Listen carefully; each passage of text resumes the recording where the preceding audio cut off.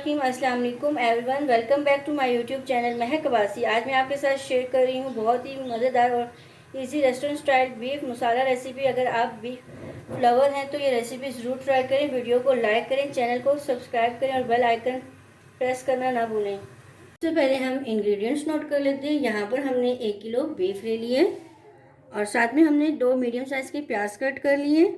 यहाँ पर हमने 1 चम्मच लहसुन अदरक, साथ में हमने 1 हरी मिर्ची कूट ली थी और 3 से 4 हमने यहाँ पर टमाटर कट कर लिए।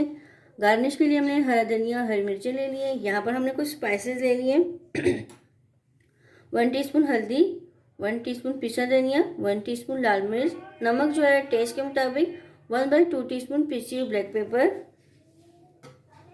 यहाँ पर हमने प्रेशर कुकर ले लिया। अब इधर हम 1/2 कप कुकिंग ऑयल का ऐड करेंगे और कुकिंग ऑयल को गर्म होने देंगे। अब इसमें हम प्याज डालकर गोल्डन ब्राउन होने तक हमने प्याज को फ्राई कर लेना है।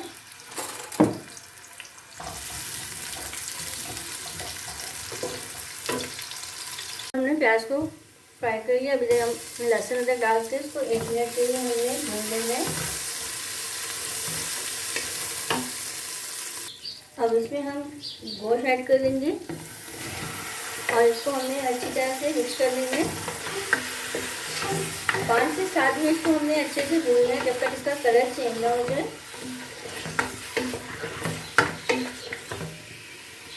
अब इसमें हम ये मसाले ऐड कर लेंगे, नमक, काली मिर्च, पिसा धनिया, हल्दी, और इसको हमने अच्छे से मिक्स कर लेना है।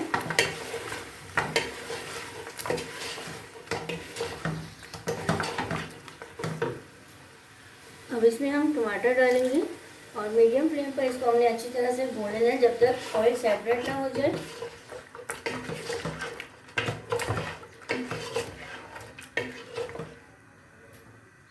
अब इसमें हम थोड़ा सा पानी ऐड करेंगे।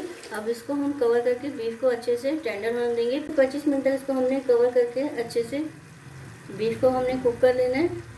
बीफ मसाला गोश्त बनकर रेडी हो गया। अब इसमें हम 1 टीस्पून पिसा हुआ गरम मसाला ऐड करेंगे।